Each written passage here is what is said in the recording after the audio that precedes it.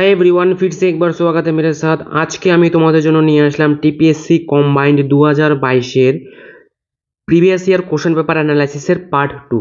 কতদিন আমরা 41 পর্যন্ত করেছিলাম, আজকে 42 থেকে।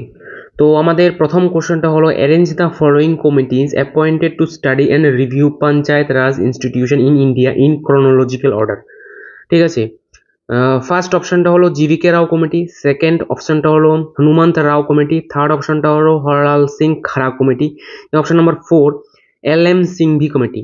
তো এইখানে বলে রাখি Hanumant Rao committee 1983, GVK Rao committee 1985, L M. Singhvi committee 1986, Harlal Singh Kharra committee 1990। এখানে এক্সট্রা কিছু আরও বলে রাখছি।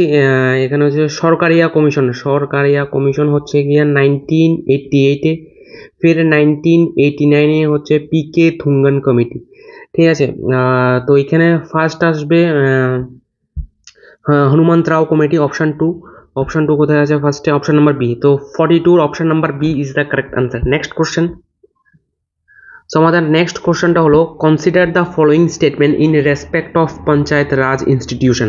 এগুলো অপশনগুলো হলো every panchayat has right to receive grant in aid from the state fund on the recommendation made by NITI Aayog. ये ऑप्शन गलत थे। नेक्स्ट ऑप्शनটা হলো the assigned or shared revenues are one of which is collected by the state government but shared transfer to local bodies। ये option correct थे। Option number 2 correct है। फिर अच्छे option number 3 state finance commission recommends transfer of financial resources from centre to state, ये incorrect है। Option number 4 the state finance commission created under the article 243(1) also reviews the financial positions of municipalities, ये correct है। तो option 2 and 4 correct है।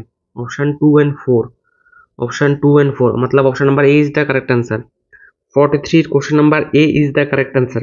Next question.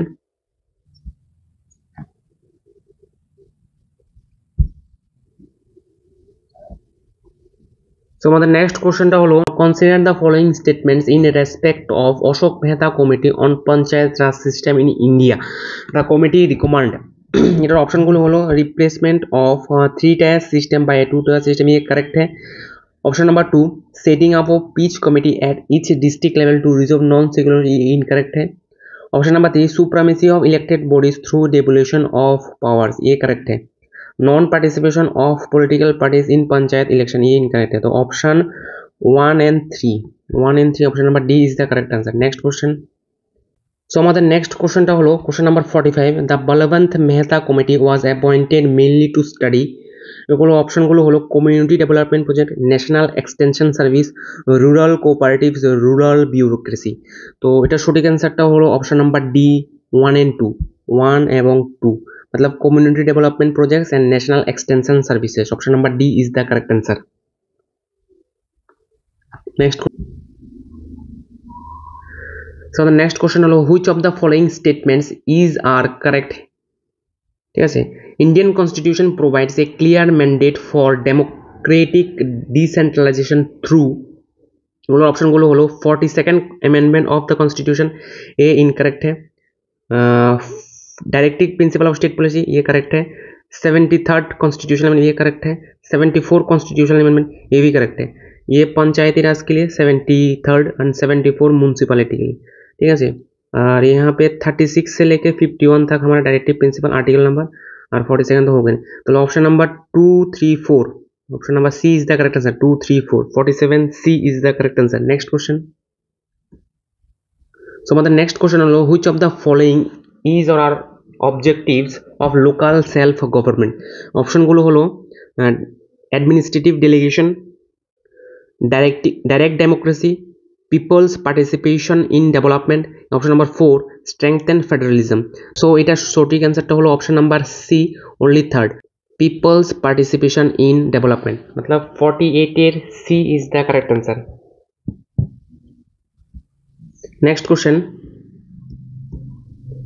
So the next question টা হলো which among the following fundamental rights cannot be suspended during national emergency। তো এটা সঠিক অ্যান্সারটা হলো অপশন নাম্বার সি, আর্টিকেল 20। সাথে আর্টিকেল 21 আছে, যেগুলো ন্যাশনাল ইমার্জেন্সির সময় সাসপেন্ড করা যায় না। Next question. সো আমাদের নেক্সট কোশ্চেনটা হলো question number 50। In which of the following cases the Supreme Court held that the Indian Constitution is founded on the bedrock of the balance between the fundamental rights and the directive principle? তো এটা সঠিক অ্যান্সারটা হলো option number D, Minerva Mills and Union of India. Option number D is the correct answer, Minerva Mills and Union of India. তো আজকের জন্য এতটুকুই, বাকি 51 থেকে 70 পর্যন্ত কালকে বা পরশু ডিসকাস করে দেবো। টিল দেন বাই বাই, জয় হিন্দ, জয় ভারত।